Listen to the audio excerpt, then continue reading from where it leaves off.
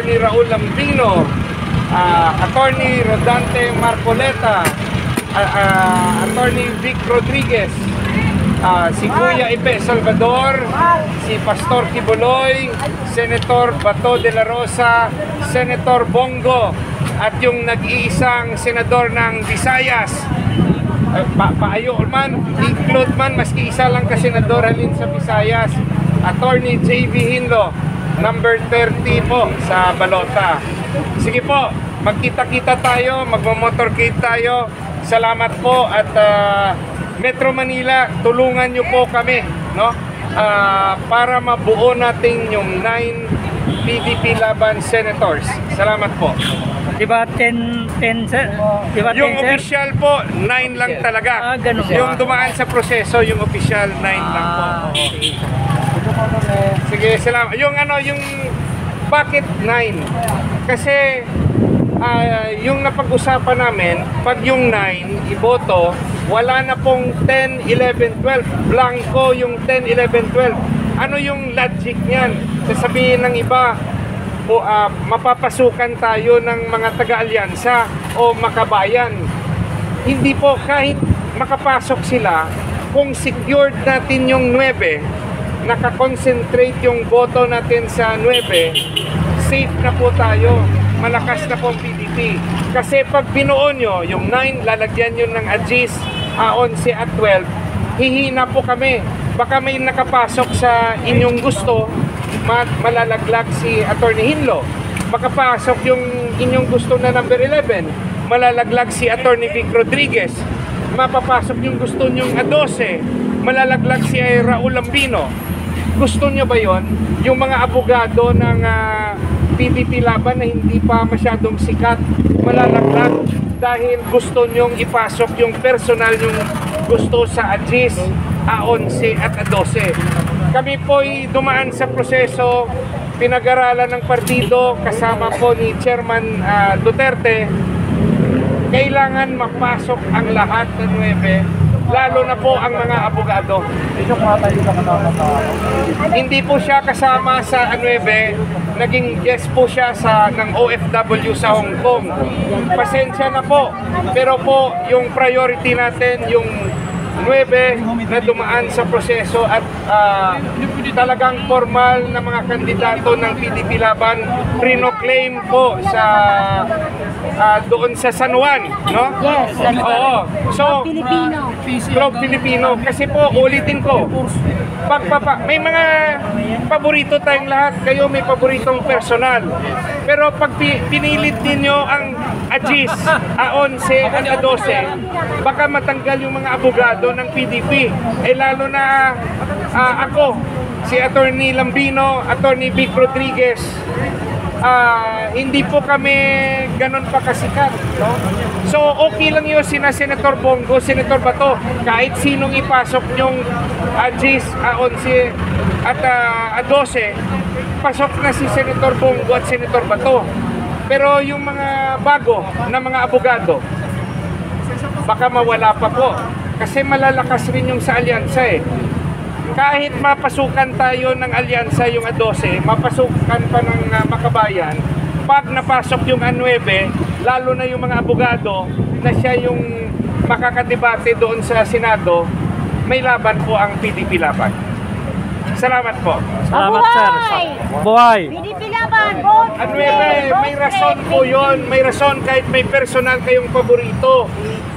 Kailangan hindi masakripisyo ang 9. Lalo na yung mga abogado. Yung mga abogado kailangan po ng PDP Laban.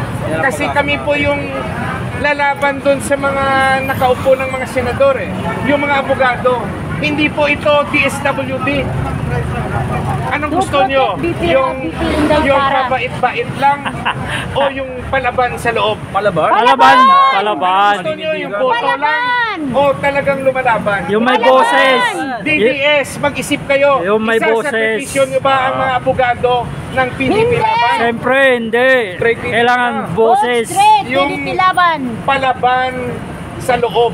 Hindi lang po yung Protektahan ng impeachment against VP Inday Sara. Yan po ang lohika. Yung iba sa inyo sa samang loob. Pero yun, nagka-meeting po lahat ng mga senador. Yun po yung dapat nating tulungan. I-assure nyo na ibigay yung 9. Salamat po. Salamat. Mabuhay. Akit ka muna. Pasok ka muna. Merienda. So yan po yung boses, no? Attorney Henlo. So 9 yung ano niya dahil meron tayong choice, no? Yung 3 na choice.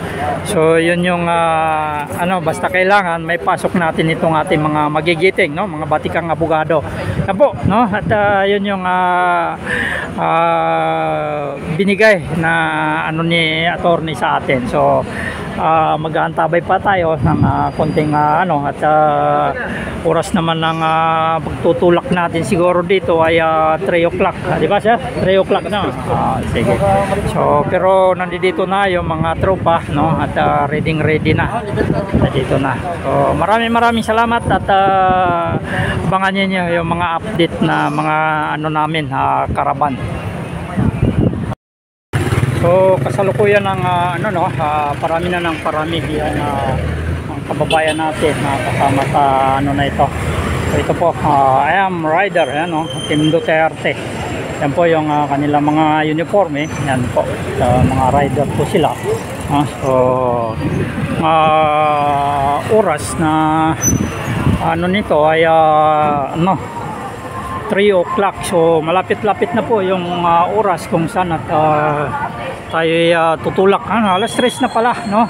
Ito na siguro, malapit nang mag-uumpisa itong na ito. So yan.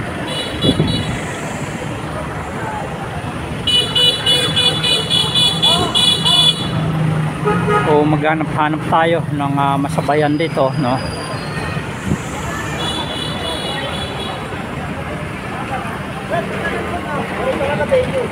Ito kay kay Attorney Jimmy Bundok. Yan. Kumpleto kayo dito, ma'am? Kumpleto kayo dito? 4 kami, sasakay dito. Siya pa. Pero, vlogger ka nang sabihin natin si Juliet, pwede ka naman siguro dito. Okay. Mayari nito. Nagtanong din sa akin kanina. Attorney nandoon sa itaas. Ay, ikaw ba yun? Doon si Attorney sa itaas. Pwede naman siguro kayo dito. Kung lang to. Ayan po, no?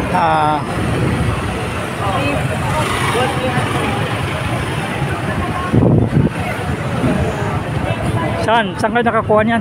Dito. Hingan mo kay ma'am Kay ma'am Hingan mo. Kay ma'am.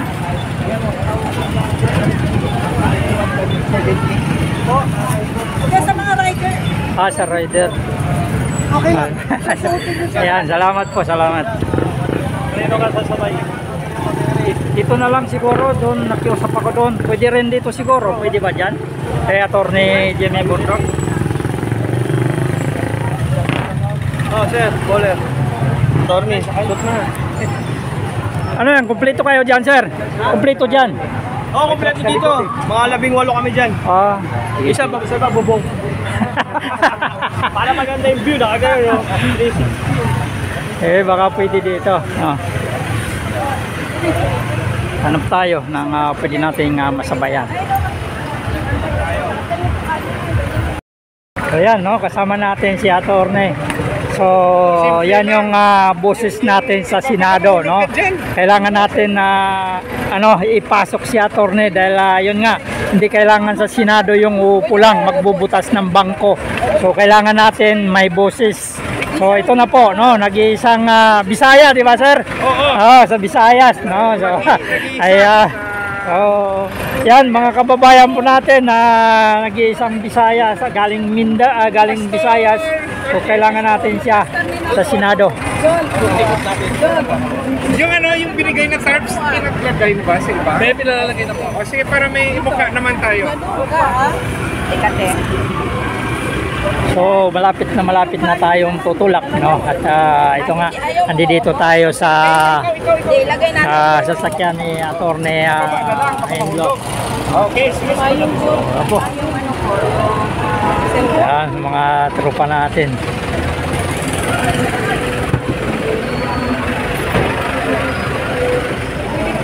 Ayan. O mga kababayan, Attorney Henlo po, no? Galing Visayas. So siya po ay batikang abogado. So kailangan natin sa Senado ang abogado. At hindi natin kailangan yung walang boses. So kailangan natin yung may boses sa Senado. So ito, Attorney Henlo, yan. So yan po, kasama natin ngayon dito sa kanyang sasakyan. So malapit na tayong tutulak, no? So yan na yung mga tropa natin.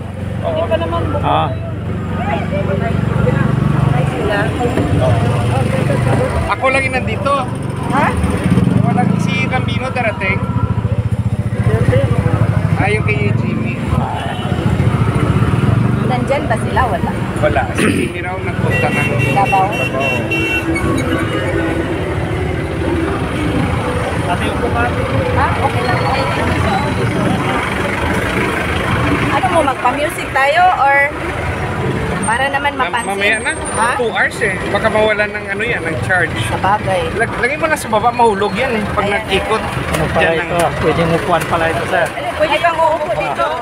Sige, upo ka dyan. Ayan. Ay, si Attorney. Diyan ka. Hawakan mo. Sige. Hawak ka sa akin, bro. Anong vlogger to? Biyahe ni Benji TV. PDP Laban? No. Tugong Palaban. Biyahe ni Benji TV. Ha? Biyahe ni Benji TV. Biyahe ni Benji TV. Opo. Okay. Pero mag-break ko niya dito. Okay lang. Hawak na po yung vlogger na to. Pwede kayong umawak sa akin. Naka ano ako. Nakasalalay sa'yo ha? Hindi mahulog ka dyan. Bakit dito po? Dito ka ma'am siguro. Pag dito ka magtayo at Sige. Hindi magano Joel dito ka. Hindi, okay na dyan. Kailangan mo kita. Hindi, ikaw mahuhulog ka. Papicture na yan, sir. Dapat may kinakapicture. Sir, pa-picture daw, sir. Pa-picture daw, sir. Ba't ka nakaganon ka na? Isa pa tao! Ayan.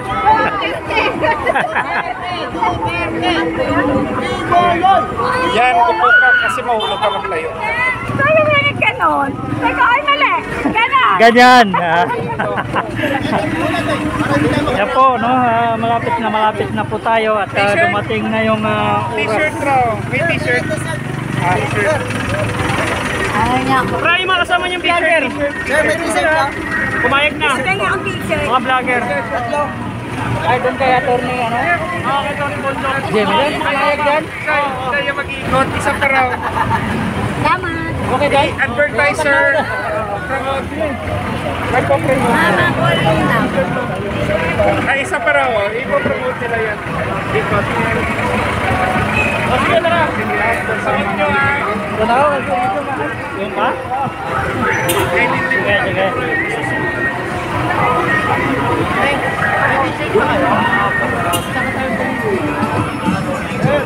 Blessing dyan ka sa loob. Mahulog ka dyan eh. Okay yung kanina? Upo ka lang dyan, sir.